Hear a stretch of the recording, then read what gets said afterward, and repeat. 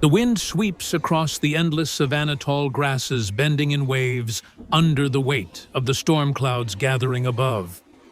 At the edge of a watering hole, a band of early Homo habilis crouches low, their bodies tense, their eyes fixed on the dark water, rippling with unseen danger. One of them, a young female clutching a stone tool sharpened against rock, presses forward. She is not guided by symbols. No memory of cave paintings or carved idols will mark her existence. Only instinct muscle and the immediate fire of survival drive her.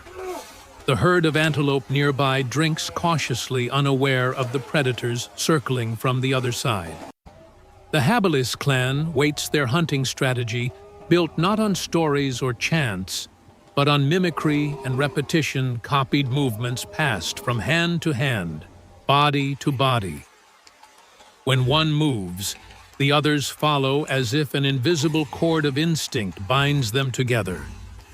But as the sky cracks open with lightning, the antelope scatter. The hunt collapses into chaos.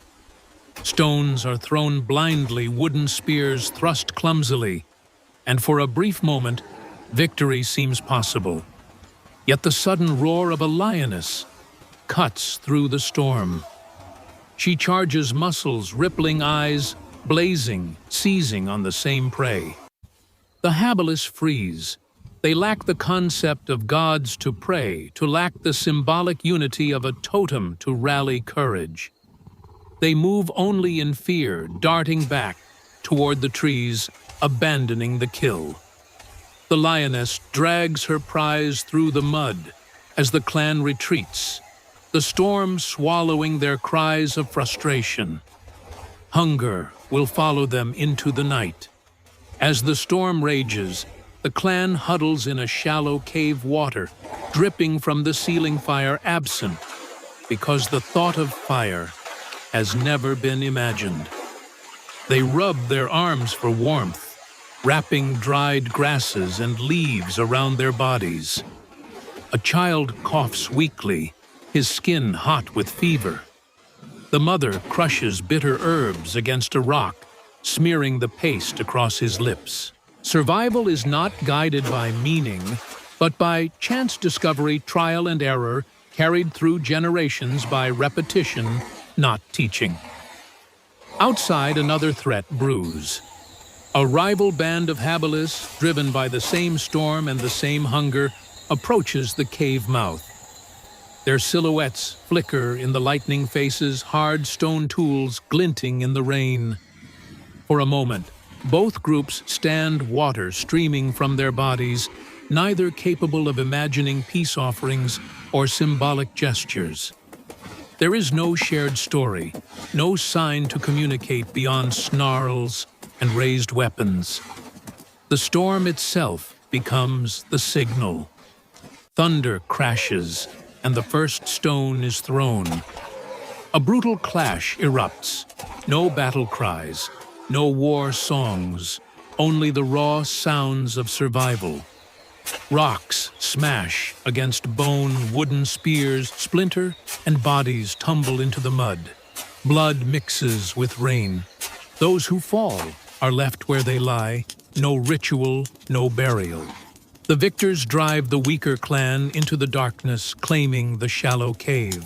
For the defeated, exile means exposure, hunger, perhaps death. Yet in this world without symbols, grief cannot be shared. Mourning cannot be spoken. Loss is silent, carried only in the weariness of the body. By dawn, the survivors crawl into the tall grass, children on their backs, stomachs empty. The lioness roars again in the distance, a reminder that their struggle is unending. Survival continues, but without symbolic thought. There is no myth to give meaning to their suffering. No fire to gather around, no language to preserve memory. Only instinct carries them forward, step by step, into another uncertain day. The sun breaks through the storm's aftermath mist, rising from the drenched savannah like smoke from a forgotten fire. The Habilis clan, weakened but alive, pushes through soaked grass that clings to their legs and slows their stride. They march in silence, not out of discipline, but out of absence. No words exist to comfort or plan. A mother adjusts the child on her back, his fever lingering, his cries muted by exhaustion. Each step is instinct, each pause dictated by thirst or fear. Ahead lies the river swollen from the night's downpour, churning with a violence that promises both life and death. The clan approaches cautiously. They have learned through generations of repetition that the water quenches thirst, that fish sometimes flash beneath its surface, and that crocodiles lurk unseen. Without symbolic thought, they cannot imagine crossing tomorrow or building a raft. There is only this moment, this hunger, this river. A young male wades in too far, clutching a crude spear fashioned from wood, hardened by fire, he stumbled upon in the aftermath of lightning long ago. But fire was never tamed. It was only stolen when chance allowed. His spear strikes at shadows. Then suddenly the water explodes. Jaws clamp down. The river thrashes red, and the clan scatters in panic. They drag the body back to the mud, but death has no meaning beyond absence. The corpse is left at the edge of the reeds, scavengers already circling. The living move on, driven by hunger. By midday, the grasses thin into dry plains, and the clan spots movement, a herd of zebra grazing beneath the acacia trees. The Habilis lower themselves, crawling forward, their tools clutched tight. Hunting without symbols means no complex planning, no strategy communicated through gesture beyond pointing and motion. They rely on instinctive cooperation chasing prey, until exhaustion tips the balance. When they surge, the zebras explode into flight. Dust clouds rise, hooves thunder, and the chase begins. The clan runs their bare feet, slapping the earth, lungs burning. One zebra falters, stumbling, and the pack descends with stones and blunt spears. The animal kicks wildly, one strike crushing a hunter's chest, but finally the beast collapses under the relentless assault. Victory comes not with celebration, but with frantic hunger. Flesh is torn with hands and cracked stone blood staining faces. They eat under the watchful eyes of vultures circling above, their cries piercing the sky. But the kill does not last. Other predators smell the blood. Hyenas materialize from the tall grass, their eyes glinting, their laughter chilling. The Habilis stand their ground, snarling, brandishing stones. Yet without the cohesion of symbols, their defense is fragile, like the fleeting fire they once feared. The hyenas press closer, snapping jaws, scattering the clan, and within minutes the scavengers seize the carcass. The Habilis flee once again, carrying scraps of meat, their small victory stolen. As night falls, the exhausted band gathers in the hollow of a cliff face. They chew the last stringy remains of meat, while shadows stretch long and cold. Children whimper, elders cough, the mother clutches her fevered son. Above them, the stars blaze with a brilliance they cannot name. Without symbolic thought, the constellations mean nothing. The sky is not a story, not a map, not a home of gods. It is simply light and dark patterns, unrecognized beauty, unseen. In this world, humanity survives, but does not dream.